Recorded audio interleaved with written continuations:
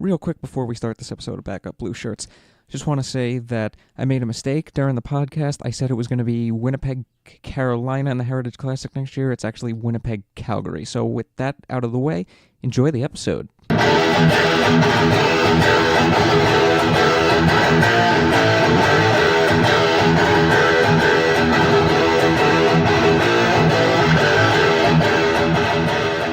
What is going on, everyone? Mike and Brendan back with another episode of Backup Blue Shirts.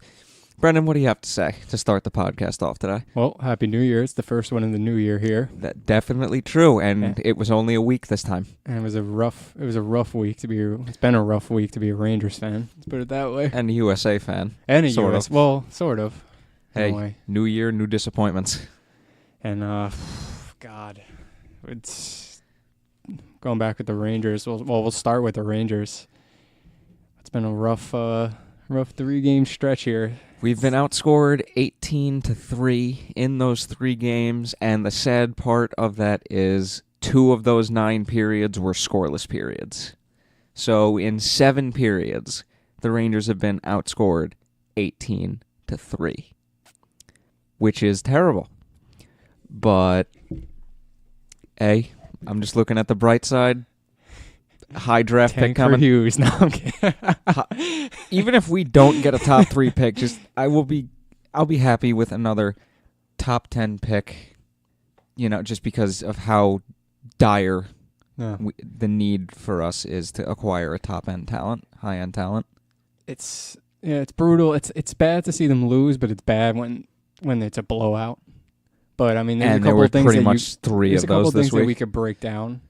I mean, we could start at the Pittsburgh game because that was the first, of the 3 continuous losses. The first of the 3. First and you want to know the sad year. part? We play these 3 terrible games after coming off arguably our highest high of the season, winning it finally on the road. Winning 2 regulation games on the road, which this season was unheard of. I mean, the Pittsburgh game, we started out so good. Oh no, I loved the way that we started out. But it came down to the fact that, of course, we couldn't score, and I think it cost us in the end. And then Pittsburgh came out, and they were like, "Oh, okay, no problem. We'll just score 4 goals in the second period and just destroy you the rest of the game." And that was another game. I'm not really upset from Hank's end, honestly, because I thought that was another game he got hung out to dry on a ton of those plays, but. And it's always like the same goals that frustrate me, and the Rangers never learn their lesson. Like, especially on the penalty kill, which I want to talk about. We'll get into that after we talk about the Colorado and the Arizona game. But it frustrates me that they still let these teams park somebody right in front of the net, in front of Lundqvist. Like, dude, you got to get him. You got to get these guys out of the front of the net. It's like he's not going to make a save if he can't see it. Exactly. But it frustrates me because now that seems to be a point that all teams are attacking with the Rangers, and it's like it's not even like force pucks, but just put pucks on net with somebody in front, and then especially it seems like teams are really crashing the net considering how many like terrible like rebound goals that they've given up in the last couple games where there's like 3 Rangers defensemen in front and still nobody can make a play. Like, I was watching the highlights of the Arizona game this morning, and I was just flipping out watching it. It was so, like, the goals that we gave up, granted, like, 2 of them were just so flimsy. Like, he takes a shot, and it hits off the guy in Arizona, then hits off Shattenkirk, and it's just bouncing around, and it goes in. That was a goal. Pittsburgh's 2 first goals of that game off Mark Stahl and Pionk? Yeah, it was a lot of goals that were definitely flimsy, but there was another goal. Can't remember who scores it on Arizona, but just wrist shot, and Lundqvist should have probably held on to that puck. Like, he escaped his glove. He should have had it. No, I don't think he would even try to argue that he shouldn't have had it, but sure enough, whatever, the puck bounces out. Then the guy in Arizona is in front. There's 3, literally, I've counted on the play, 3 of our defensemen in front. How does one guy beat 3 defensemen on a rebound? Because it's the Rangers. That's bad. Because it's the Rangers. I know, but it's frustrating. Not only it's got to be frustrating for Lundqvist, but it's just frustrating as a fan to watch that go down in front of the net when you have the numbers to defend it. Speaking of outnumbering teams in front of our own net and still losing those battles, I just showed you a tweet that said the Rangers have one of the highest collective defensive core cap hits in the league, and look how terrible the defense is. Well, that's almost like a depressing stat because you're like, oh my God. Exactly. But I love how at the beginning of the year, being hard-nosed in front of our own net was a focal point, and it just seems like the last couple games / couple weeks, we've completely gotten away from that. No. Well, what do you think? I'll ask you. You think that's on Quinn, or do you think that's on the Rangers defenseman, or both? I think that's on both Quinn and Ruff, as well as the players, because after a while, somebody's got to step up and say something, because whatever they're doing on the ice, it's not working. Yeah, and it's not going to get any easier moving forward because, like I said, it seems to be, it's obviously has to be in the scouting report against the Rangers. Oh, easily. When I crash the net, but also get players to the slot because you know that's where the puck's going. I mean, just look at how many of those goals that they've given up have been. We're diving into the Colorado game for a second because I want to talk about the penalty kill because it's 27th in the league. Didn't we take 10 penalties that game? Well, listen, it started off. I know bad. For a fact that we spent more time on the penalty kill in the first period against Colorado than even strength. We played some teams that are just, you can't put Pittsburgh on the penalty. You just can't put them on the power play. Well, when you have guys like Malkin, they're just Kessel, too filthy. Crosby, and Gensel. It didn't get. And you know what? I think Colorado might even have a better power play. To be honest with you. Well, I mean, they have one of the top lines in the league. They're just that power play is just ridiculous. Granted, but I will say, the Cody McLeod hit. Like I like him. I like that intensity that he brings to the first couple minutes of the game. I just think that he got a little unlucky in the fact that he was going for a boom on that one. Oh, absolutely. And the only thing in that is that the guy turned at the last second, so I don't think he wanted to board him completely from behind, but he definitely could have got a charging. I thought anyway. This is just my opinion. I thought maybe that was a charging. I didn't think that was a charging. No, because he stopped It's skating, and it didn't look like he hit him with full force. So I wouldn't have called that a charging. I think if he would have smashed him up against the boards, this isn't me being biased. I honestly think that wasn't a charging. Had he not turned into it, I think we wouldn't even be discussing. Like I think it would just been a solid hit. Debate. Yeah, I mean, I could see where you're saying not charging. I honestly think they gave him the 5 minutes because the guy stayed down, and Valak had even said, like in intermission or something, he looked to see where the play was and then put his head back down. Yeah. I'm like, really? Well, you can't honestly not see that. Well, that and also he was bringing up the point that he was hoping. Steve Valak had said that he was hoping like the game was going to protect him. Like McLeod, I think what he meant by that was that McLeod would have recognized almost in the fact that he could have been potentially, could have been a hit from behind. So instead of just hitting him, he would have laid off. But it's McLeod's not going to lay off a hit when he sees one. Can't blame him. Okay, so speaking of a bad penalty, I didn't see the game last night because honestly I just had no motivation to watch it. But Smith took a needless penalty, and he was benched for the final almost 14 minutes of the first period. Well, that and also there was a lot of unnecessary penalties. All right, so as we know, I was getting to that. Good thing you brought that up. McLeod takes the 5-minute major. Obviously, they score 2 goals. I mean, Rangers pretty much it was game over. Rangers at that point penalty kill. Then on. That was just a prime game to show us that the Rangers penalty kill is awful. So then on top of it, we really are missing guys like Stepan and Grabner. They need to simplify. And Rick Nash. But it's simple. You would think, okay, so if you had to say besides the net front presence on defense and also, a million other things, but one of the weakest points of our game this year is definitely the penalty kill. So you would think as a player that, I think we're 27th in the league currently. 27th as I looked up on NHL.com, yeah. The thing that bothers me is that it's like, just don't take stupid penalties when you don't need to. And they've been taking That's a lot of those. That's the thing that pisses me off. Like even in that same Colorado game, I missed the first period, but I called the second and the third. And Funny because I watched the first period and then went bowling. So even in that second period, okay, so Chris Kreider, like we were talking about that last podcast and we were kind of joking about like I don't think he realizes how strong he is sometimes. Like he does this a lot, like where he'll just give somebody like a cross check from behind, but it's like, dude, he's too strong for that.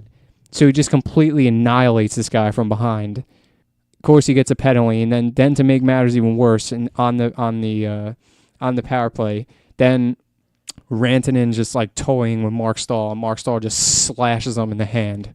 Like, Stahl, you realize that... Yeah, you're one of the veteran leaders on this team. Don't take a stupid penalty. Not even that, but also in the fact that, like, Stahl, you realize that, like, all the referees are watching that, right? Like, it wasn't even like a sneaky slash, not to say that that's a right thing to do, but...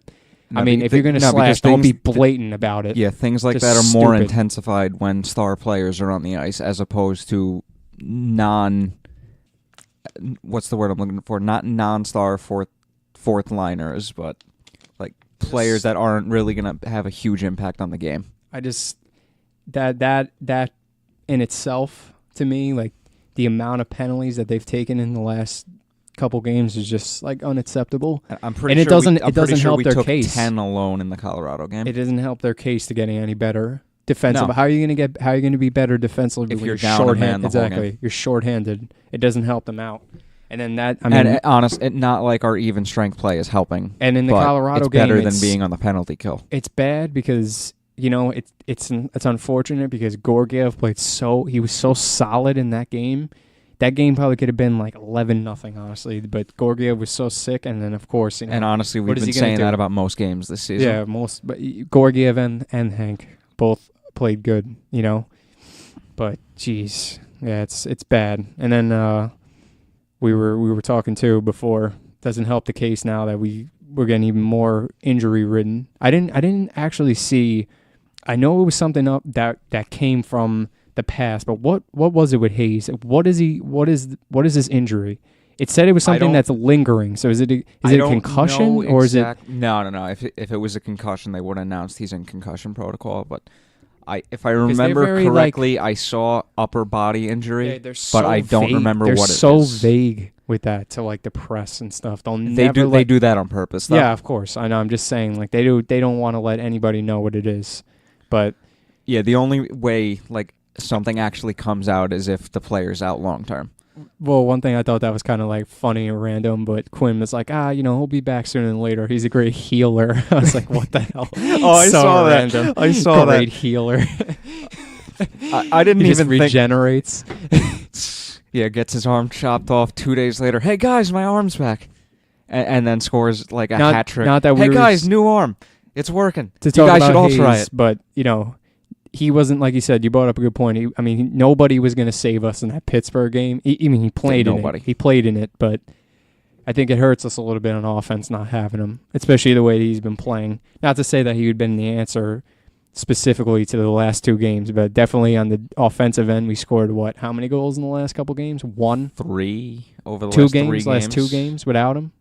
Because we lost, 1 goal. Because we lost 6-1, 6-1 and 5-0. Yeah, so 1 goal without. I don't know if he's the answer, but it's brutal. And then we were talking about another forward of ours, Zuccarello, and it's funny because I was wondering with him like what was going on because obviously this season he hasn't been the Zuccarello that we've known from the past. And then he has a stretch of like 3 games where he looks like he's back to normal, and then his play just falls off a cliff again. Plus, he got hurt, so that's always he's hurt for he was hurt for a decent amount, right? He was out for a decent amount of. Sometimes it's hard to tell. He was out for a stretch, and then it's hard to tell this played season. 1 game, came back prematurely, missed more games, and then now he's back. It's hard to tell this season who's out because it's just the Rangers some of them are just so like.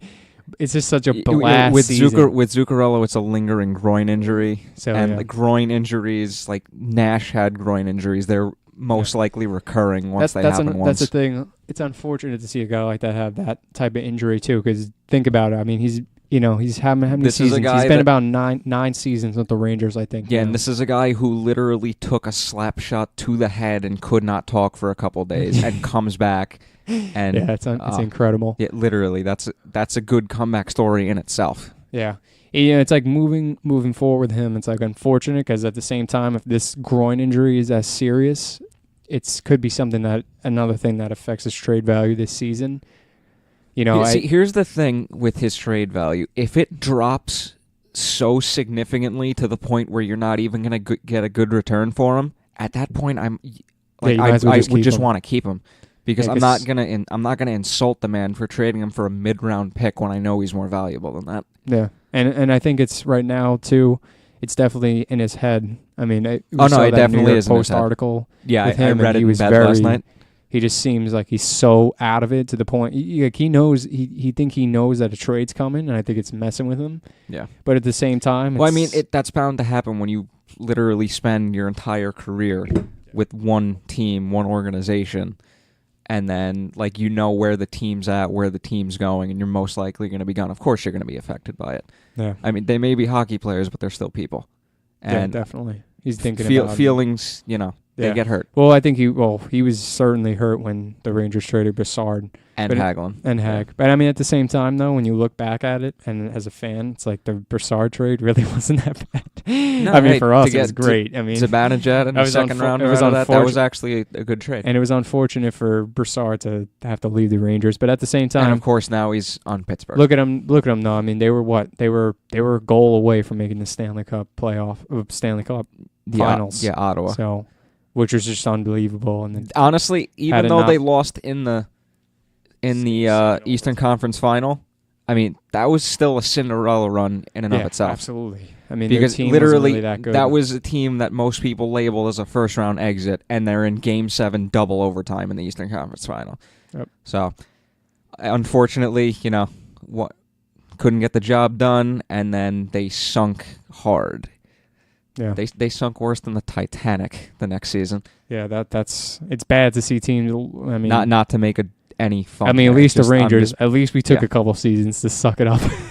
Hey, dude, honestly, I was surprised. Looking back, I was kind of surprised that we made the playoffs in 2017. Yeah. Compared to how badly Pittsburgh destroyed us in the first round in 2016. So, hey, I'll take a second round exit over a non-playoff berth any day of the week.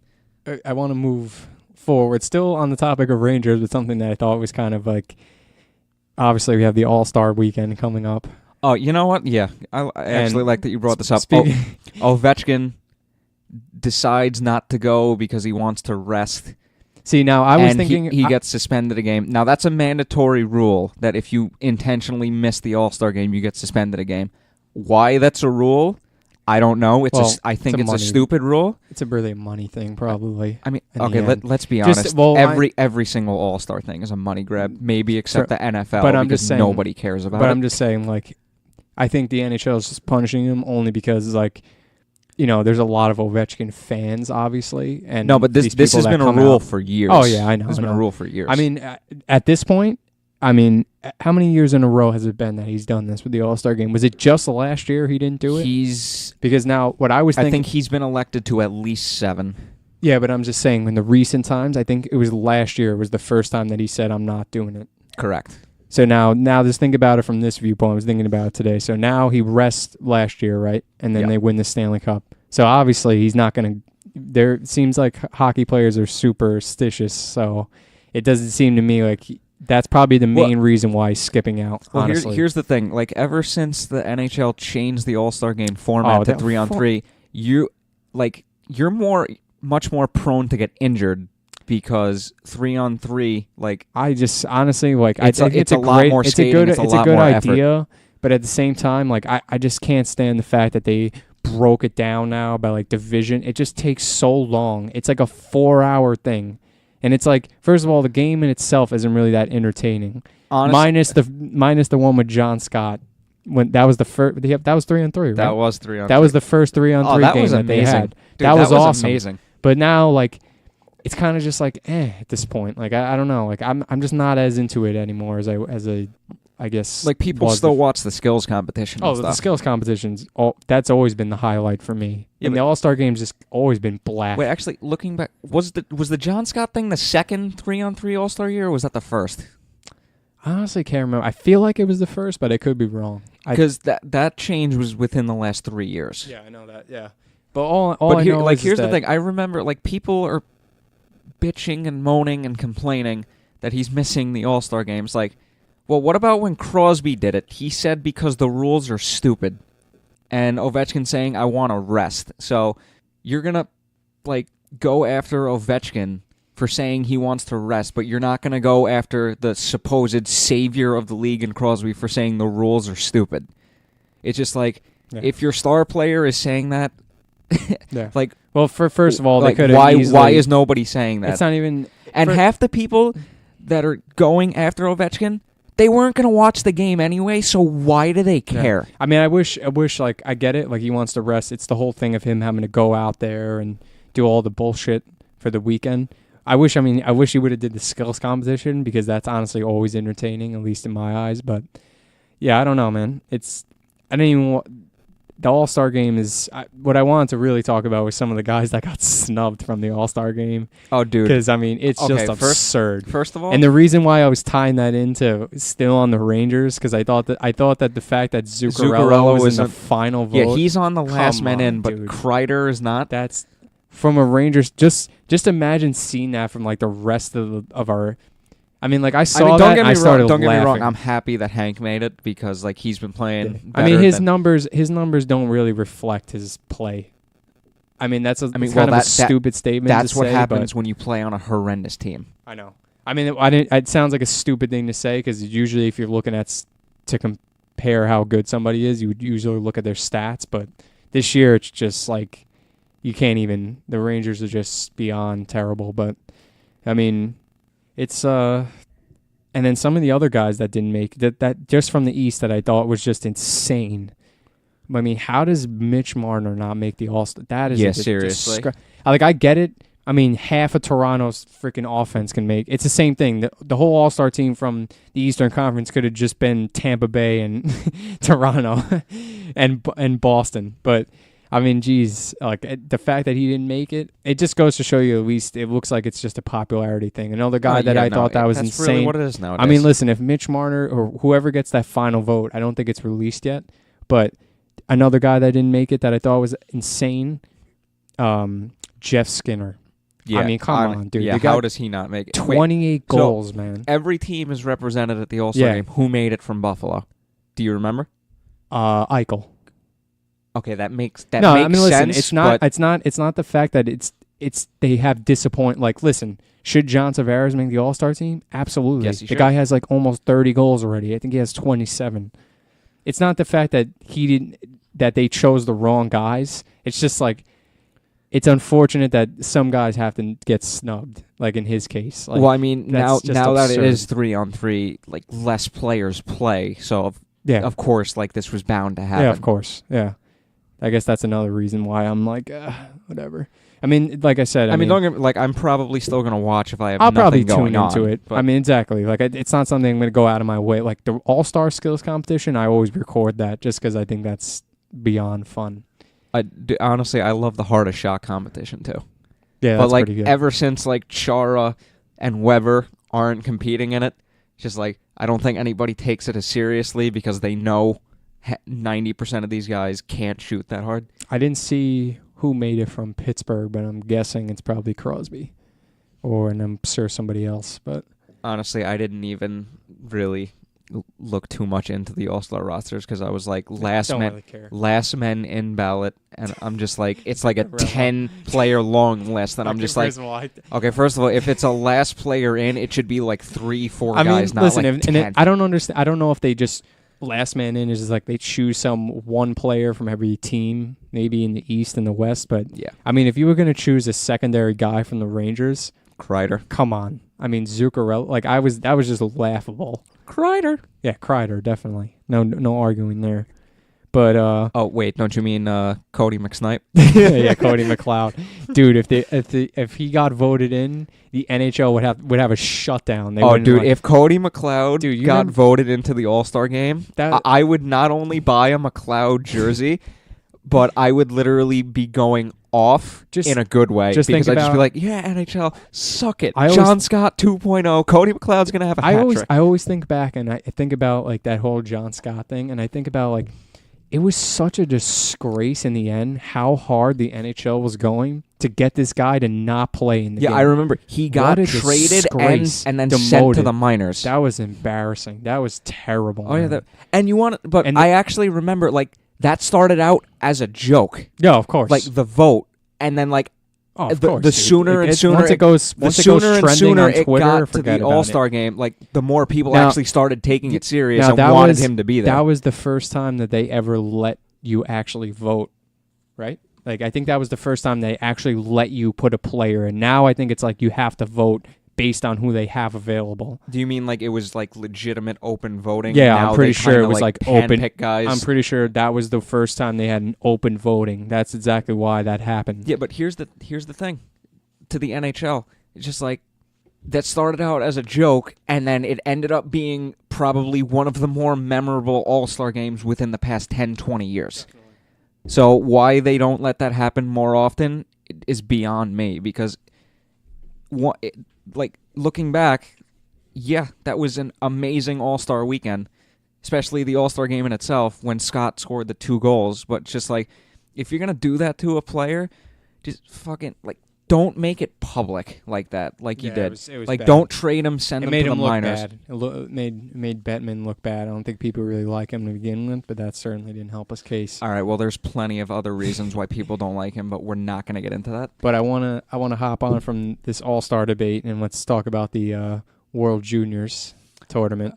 A couple things to say. Speaking of the World Juniors, first off, I shut off the Rangers-Pittsburgh game after they went down 2-0 to put the USA game on. Not gonna lie, I did the same But to be fair, I had no motivation to watch that game to begin with. I was just like, oh, USA is on tonight? They're going for ticket to the gold medal game? Yeah, I'm watching this over the Rangers. Yeah. And then in the Colorado game, they go down 2-0. I'm just like, all right, USA.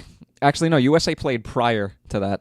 Yeah, was that? They played in the afternoon. That was like a 4:30 game. I think that game was to get them into the semis, though. I don't think that was against Colorado. I thought that was the gold medal game. No, the Pittsburgh game that you were talking about. You turned off. That was to get them to the semis. I'm pretty sure. Oh, that was the quarters. Yeah, that was the quarters. Yeah. Oh, my bad. Sorry, no, I'm pretty sure. I could be wrong. I think that was it. But anyway, with the way I've been sleeping lately, my mind is shot. So you know all too well about how bad I sleep. But yeah, man. I mean, it's unfortunate they couldn't come out with the gold medal, but damn, they look pretty good though. I mean, they came out with the silver, and they lost 3-2. The gold medal game in itself was unbelievable. Yeah, that Chmelevski kid, I forgot if he's a non-drafted player or if he is drafted by what team, but dude, he had a hell of a game. Yeah, that was an unbelievable game. He had a hell of a game. Yeah, that was he was definitely one of the most noticeable guys on that game besides Hughes. But John, right? Jack Hughes. Jack, I'm sorry. His brother Quinn Hughes he looks really good. Like, Canucks hit a home run with that pick. But let's speaking of the gold medal game, why in the hell was that first period goal disallowed? That made no sense. Then it was called for a crease violation, and I'm just like, first of all, the thing that upset me about that is like they didn't even have like. Was there like a further explanation for that, like after the tournament? Because that was like one of the worst calls. I just don't. Or is it like an IIHF rule hidden somewhere that's like a rule? Because I didn't understand what they were calling. So the IIHF rules on goaltender interference and everything in that particular area are different from the NHL's, but still, remember there was barely any contact. I remember that they gave an explanation, and like I was so not against it, but I was so like, okay, if that's your best explanation on why that goal didn't count, I'm just gonna forget that I even heard it. The thing that I didn't like about that play the player was in the crease and like tapped the goalie's stick, but the majority of the contact came from the goalie's own defender. Exactly. I was about to just say. And at the same time here, the player was also out of the crease by the time like the puck was sent across, so the goalie had plenty of time to not only make a save but get in position back in position to get across to make a save. The thing, like you brought up a good point. Not only was he getting so much contact from all the other players on his team, but at the same time, it's like he on the U.S. team is outnumbered 3-1 in the crease. How are they going to tell us that one guy's contact, where there's 3 guys trying to get the puck on his team, and the U.S. comes out and scores? I didn't understand. I didn't like that. I thought that was a bullshit call. I mean, the game could have went either way because, listen, how many chances did the U.S. have after that? They could have scored so many goals. That didn't deflate them initially, but there was, I forget whether it was in the second or start of the third, but they went on a stretch where I'm just like, okay, this game right now. It's not like the game was getting away from them, but you can feel like Finland had the momentum. And then the USA went down 2-0. Then they finally woke up, and honestly, that was pretty exciting. Not gonna lie. I mean, the ending was obviously disappointing. They lost on a rebound goal after they came back. Yeah, 2-0. They gave up a lead, 2-0. Came back in the third period, and that was actually one thing I liked about the U.S. team. I'll tell you, they did not give up on a game. I mean, just think about it. They in the preliminary round, they were down 4-0 to Sweden, and they came back and lost in overtime. But definitely relentless, trying to chase the lead, which that was good to see. I mean, and what just unfortunate way to lose, really. I mean, it was just a rebound shot, and the guy just came right to him in front. Two things. One, of course, it had to be Capo Caco that scored the goal for Finland. He arguably might take over Jack Hughes as the number 1 draft pick this year, but time will tell on that. And 2, Finland won without Kokoniemi, Heiskanen, and Vesalainen. When I saw that, I was just like, oh, shit. Yeah. Could they have played in that? Were they eligible to play in the tournament had they not been in the NHL? I think they were eligible no matter what, but I'm just assuming that they're playing. At least Kokoniemi and Heiskanen were playing so well that it made no sense to send them down. But I'm pretty sure that's the second year in a row that they won the gold. Finland, right? I think that's 2 years in a row that they won. No. I'm pretty sure Canada won last year. Last year, yeah, you might pretty sure. Well, I remember back in 20. You're right. Back in 2016, though, when USA won. Oh, dude, that gold medal game was insane. Yeah. That was against Canada. That was insane. Yeah, that was in the shootout, wasn't it? Yeah. Terry, right? And that overtime period, I was literally on the edge of my seat, jumping, doing something crazy after every rush up and down the ice. Yeah, that was honestly, that might be the greatest non-NHL game I've ever seen. I love watching. At least the third period on. Yeah. Oh man, that was just a phenomenal hockey game. It's always great to watch those tournaments because it's obviously just that's the future right there. It's just the future of the NHL, so it's good to see what you have in store. And we were just talking before we started recording. I was reading an article last night and talking about how, I don't remember the president's name, but he was talking about wanting to move the IIHF international rink down to regulation size NHL rink. I mean, I get kind of why they want to do it. Yeah. At the same time, though, I mean, I kind of like that aspect of the international hockey. It's more fun. You want to know, surprisingly, what a breath of fresh air is to me in the World Juniors? The goalie can actually play the puck behind the line anywhere. Yeah. And I'm just like, It's I didn't realize how much I like this. But also, I think that international rink generates more speed. There's more room to skate. Yeah. So I honestly think that's it was a little, I don't want to say disappointing, but I don't know. I kind of like the international rink. Whatever. I'm still going to watch it if it goes to the regulation rink. But yeah, honestly, to us, the regular casual fans of the World Juniors, that doesn't really have an impact on us. People don't. I mean, I'm sure you can notice it if you haven't really watched hockey before, but I don't know. I mean, I kind of like that aspect of it. Yeah, me too. I mean, I would love to see an NHL game on a full rink like that. That would be kind of interesting. Yeah, that would be cool, especially if it's an Edmonton game. Yeah, I was about to just say McDavid fly on that rink. Yeah, it'd be sick. Hey, you never know. Someday that might happen. Yeah, it's true. And honestly, I would watch that game, no matter who it is. Well, I mean, listen, they are trying to generate more speed and more goals, right? Maybe that could be an answer. And speaking of playing on Olympic-sized hockey rinks, even though it's sort of unrelated, the NHL announced 4 outdoor events next season. One of them, of course, being the Winter Classic, Oh, yeah, Stadium Series, Heritage Classic, and the All-Star Game is going to be outside too, actually. Which, to me, honestly, like that's pretty damn cool to have the All-Star Game outside. But the question is, will the skills competition be outside? That I doubt. I had no idea that it was even going to be outside. They announced it within the past week. I'm like, oh. Shit, that's pretty good. I thought that's pretty it cool. was in St. Louis. I didn't see that. No, like, I forgot where, but all I remember is the Heritage Classic was between like Winnipeg and Carolina. Yeah. I was just like, all right, that's interesting two teams. I tell you one thing though, I actually really liked the Winter Classic this year. Not a big fan of either of those teams really, but just the atmosphere. That was probably the best like atmosphere I think I've seen, and best rink quality. And I mean, like, I was talking with my friends the other day, and we was talking about the rink, and I was like, they really should just only use football stadiums for it. Like, yeah, dude. I don't want to talk smack about the Rangers Winter Classic last year at Citi Field, but okay, look, more people. But at the same time, like, it also just is so much easier for you to watch the game, like, because you're actually at the side of the rink. It's side to side instead of like being in the upper deck of the stadium. Backtracking 1 second, I absolutely hate Citi Field, and I make this a known fact. But being there for the Winter Classic, that was the happiest I ever was, freezing my goddamn ass off. And I will forever remember that day. Yeah. Because it was just so great. It's interesting with the Winter Classics. It's like, you know what? Sometimes like I don't even like care about it anymore, just because they have so many outdoor games now. It almost like loses its magic in a way.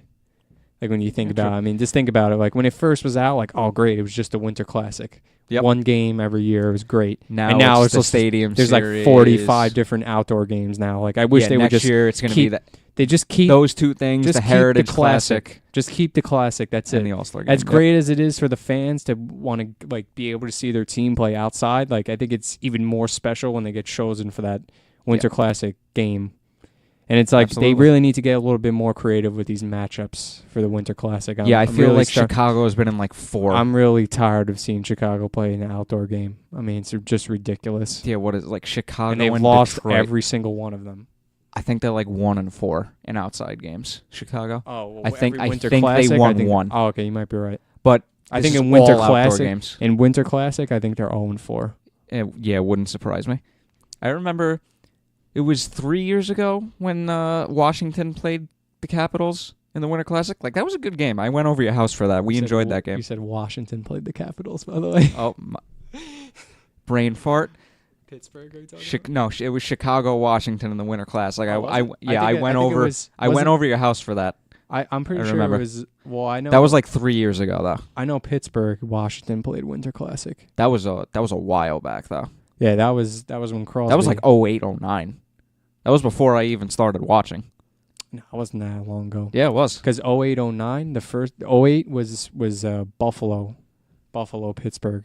That was the first one, right? Yeah, they didn't play for a little bit. Unless it was somewhere around like 2012. Yeah, it was somewhere around that time period. Yeah, I'm still like, that was the area where I'm fuzzy because I was like starting to get into it, so I didn't really know everything. Just speaking of like the games being outside, the All-Star Game is going to be outside next year. It's in Dallas, but nobody knows who they're... No, not the All-Star Game. You're all messed up right now. Winter Classic. The Winter Classic, was it? Yeah, Winter Classic is in Texas next year. All right, so I don't understand. Well, I'm just thinking about... They still haven't announced... I still don't think they announced who they're not. The Stars are playing. I honestly don't... There are rumors out there that it's going to be the Rangers. Yeah. But I'm just like... I don't really... I'm not really that hyped for that matchup, to be honest. Like, it's not... I mean, that, you know what, though? It's actually always an entertaining game against Dallas, but at the same time, like, there's just absolutely, like, no recent history between these two teams playing. Yeah, seriously. I would rather them play, a Nashville. That's why I was kind of surprised when they announced the Heritage Classic between Winnipeg and Carolina. I'm just like, okay, two teams that don't I guess have a rivalry with each other. What they're trying to do there is bring back, like, Whalers and the old Winnipeg Jets, probably. Yeah, that's what I was thinking. I'd be like, probably break out the Whalers jerseys but I mean, and speaking of the Whalers jerseys, I know it's historic, but still one of the ugliest jersey designs I've ever seen. I just need to get that off my chest. You're gonna get your head taken off for saying that. See, I'm giving my honest opinion. I am not a fan of the jerseys, but I'm a fan of the story and the history behind them. I remember was playing NHL one time when I still cared about doing the collections and Ultimate Team and getting all the jerseys. I saw those Whaler jerseys. I was just like, oh my God, those are so ugly. Yeah, they're not. They weren't the best. But yeah, so you can take my head off. We got whatever. It's not getting any easier for the Rangers. I don't know how many games are going back on the road, but we got Vegas tomorrow night. And, yeah, actually, they're playing pretty well lately, so that's going to be most likely another tough game. That can be a big bounce back game. Rangers even though we're looking ahead right now, I want to point out the fact that we've been outshot the last 2 games, 47-25 and 40-23 in blowout losses, and the sad part is we actually outshot Pittsburgh 30-25. Yeah, and still, like I said, we were on Pittsburgh that first period, but the Rangers obviously continue to show us that they're not going to be a good road team. Clearly, 2 out of the 3 games this year have been on the road, and we lost them. This isn't a team in playoff contention. Then you got Vegas, who obviously going into that atmosphere. Vegas's fans are just insane. That atmosphere in that arena is crazy. So I'm not looking. That is an arena I would want to. I'm looking forward to it because it's against the Knights and it's always exciting. But at the same time, deep down, I'm like, I know it might be a potential destruction of the Rangers. Yep. If it was anything like last game, we should expect Lundqvist to have a big night against them, and that's probably going to be. If I had to make a prediction, leave the front of the net unattended. If on every single Lundqvist plays, I don't know if he is. I don't know if they're going to go back to Georgiev, but they're probably going to announce that tomorrow morning. If Lundqvist plays, I'm make the prediction that he has 40 saves. 40 saves, and the Rangers. Lose if he has 40 saves, the Rangers will win. That's my prediction. Oh, all right. That's my prediction. All right. I like that prediction. Being confident on Hank. If he plays, I think he's going to have a bounce-back game, and I think the Rangers, if Lundqvist plays well for them, 40 saves, let's hope the Rangers don't give up 40 shots, but if they do and Lundqvist has 40 saves, or somewhere in the high 30 range, I think they'll win if he has a big shutdown night. Because, listen, we got the point against them in overtime last time. We really had no business getting a point against them. Well, we've had no business getting a point in half the games we've got an overtime loss point in, but that's another story. And the sad part about that loss that we had to Vegas was that we considered ourselves to be a better home team this year, and they just wiped the floor with us at home. So just imagine what they're going to try to do with us at their home. So it could be a bounce-back win, though, for us, I think. I'm assuming it's going to be another game that we don't have Hayes in the lineup from the sounds of it. Yeah. So, we'll see what we get in terms of offensive production from everybody else. But and I'm just going to say this. If the team is going to keep playing like these last 3 games where they're blowout losses, just don't kid yourselves. Just do the right thing at the deadline, restock on future assets, and call it a day. Yeah, don't start with a fresh mindset next season. Yeah, because in trying to pull it, obviously these guys are going to show up to the games, but I can agree with you. If they have the chance to get a decent trade, and it helps them moving forward, even if it's in the next couple of years, I'd rather them do that than hold on to it. And dude, honestly, I'm just going to throw out a top 3 real quick: Hayes, Zuccarello, and who do you think would be a top 3 guy that the Rangers would trade this deadline? Because I don't think Nemesnikov's generating much noise right now. No. He might generate noise during the offseason because it's a 1-year rental. Unless they move one of the younger assets that they have. Because that's who? I don't know. Yeah, just throw a name out there. I don't want to. I don't know. You don't want to jinx anybody. I'm not that. I'm just thinking about it. I'm just thinking about it. I don't think they would really trade him. That wouldn't really make much sense. But I don't know. I'm thinking Hayes more. And I'm thinking Zuccarello more on definitely top I'm thinking 2. more on the defensive end that they would make a trade. But here's the thing. Right now, I wouldn't trade Stahl because he's our best defender. Yeah. Shattenkirk has no trade value. Yeah, exactly. Smith has no trade value. No. I mean, don't get me wrong. Honestly, Clayson maybe. McQuaid most likely is going to be gone. With Shattenkirk's performance, I mean, I would love to trade him, but at the same time, you got to be smart about it because I mean, if they, he's a high end name, so. And also, we have to remember we have Girardi's cap hit on the books for 3 more seasons after this. No, 4 actually. I'm pretty sure it's 4. So we have to be mindful, like, if we're holding salary back, we can't have too much dead salary on the books. Yeah. Because, like, that can come back to bite you. Yeah, I was reading an article talking about if it was somebody who had broken down, like, the salary cap for the Rangers next season, and if they made certain moves, like, I think it was, like, if they traded Zuccarello, and even if they had to re-sign Hayes, like, they didn't get rid of him, I think the Rangers were supposed to have like $20-something million in cap space. I don't know if that sounds right. It sounded like a little bit too much at first when I was reading I honestly think that's a little too much. But even if they're on the higher end of that, well, the article was just making the point that... I mean, it would definitely be close to $15 million. Well, they were making the point that if they had... they could make a move like Panarin and still have some... That was pretty much the point of the article. It was talking about how the Rangers could actually make a move for somebody like Panarin and still have a little bit of maneuvering space. Room. So, I mean, I wouldn't mind the Rangers signing somebody like Panarin. And I'm just gonna... Yeah, I wouldn't mind either. But circling like back to what we were talking about like 20 minutes ago, when it comes to like... whose fault is it that these games are getting out of control? It's also like we don't have a true leader in the locker room and on the ice for this team. We don't have a true captain. Yeah. And I was thinking about this last night. I'm just like, is there really anybody on the Rangers that deserves to be a captain, let alone the captain of the Rangers? And I'm just like, no. Like, I honestly can't think of one person who I would willingly give the C to on any team, let alone this team. I mean... Yeah, I mean, in terms of, like, production and stuff, from, like, who stands out, I mean, if you were going to look at it from that point, I would say probably Kreider. I would say the same. I mean, I would like to see Kreider, mostly because he's the type of guy that has potential, I think, in the way he plays. Like, he goes out there and plays hard, scores, and he skates hard, hits hard.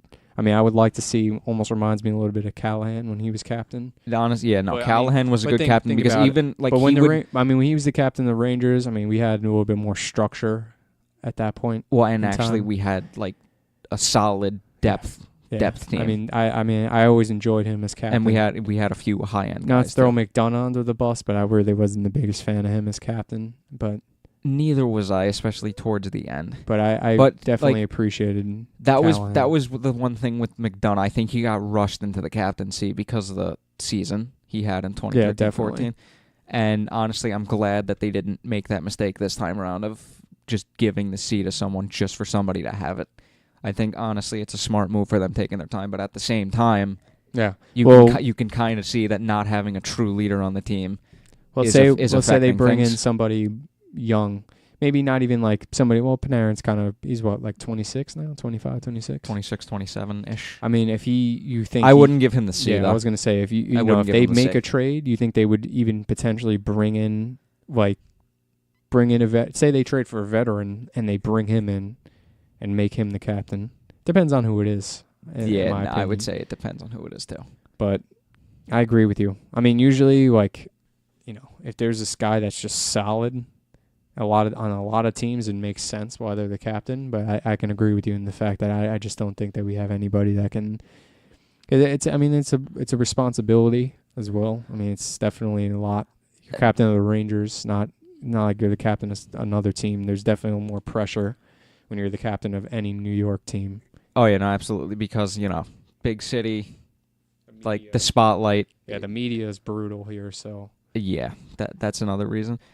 Although, I would say probably, after what I said, nobody deserves to be the C. I think the closest person to an actual captain on the team is Stahl. Okay. Cody McLeod.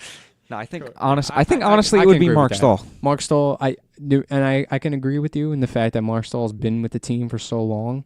I wouldn't What mind. was he? He was a first-round draft pick in 05-ish? 05? I you know what? I don't even know off the top of my head. Because he's like 30-something now. Listen, I mean, I could agree with you. In terms of veteran leadership, I wouldn't mind Mark Stahl getting the C.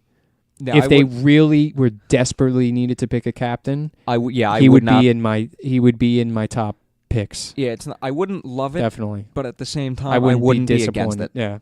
I mean, like you said, I think with the Rangers rushing McDonough into the captaincy, I think because giving Mark Stahl the C from, is actually, I can understand that. Yeah, because McDonough went from no letter to C. Yeah. There was no A in between. Here. I mean, the Rangers trading Mark Stahl would just make no sense. At this point, they might as well just keep him until he retires. Honestly, like he's earned, like, you remember how people were saying buy him out in the offseason? With the way he's been playing this season, he's earned another year on this contract. Yeah, I mean, I think he's been solid. I mean, that's always kind of how he's been. He's always been kind of solid. Yeah. Like when I think of that core guys that we had, I mean. And you also have to pay attention to the fact he's the only person on the Rangers D core who has not been scratched. Yeah. Once this season. Yeah. And honestly, it's pretty obvious why. Because. Yeah. I mean, going back to like the playoffs a couple of years ago when we had Nick Holden, I mean.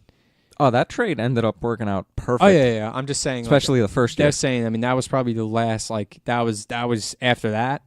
Because I think he wasn't that good that particular playoff Stahl, and I think a lot when of Stahl and Holden, yeah, back in 2017. Yeah, I mean, I think that right there, I think that pissed a lot of fans off. Oh yeah, Stahl. No, absolutely. So, but I mean, listen, man, we gotta. I mean, it was a devastating way to start off. If you look back, like we traded a 4th rounder for Holden, great for a year and a half. We traded Del Zotto for Klein. Klein was great for 2 years. And by 2 years, I'm saying the time we acquired him to 2 years later, then he kind of fell off a cliff. But it's those small trades that can sometimes have the biggest difference. Like, example, Washington trading for Shattenkirk. That trade didn't work out for them at all. Yeah. But they traded for, this past season when they won the Cup, that Michael Kempney guy.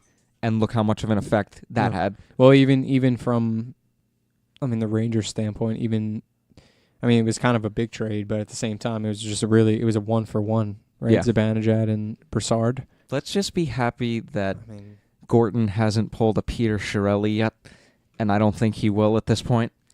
But how that guy's a GM, another story for another day. And yeah, I pretty much.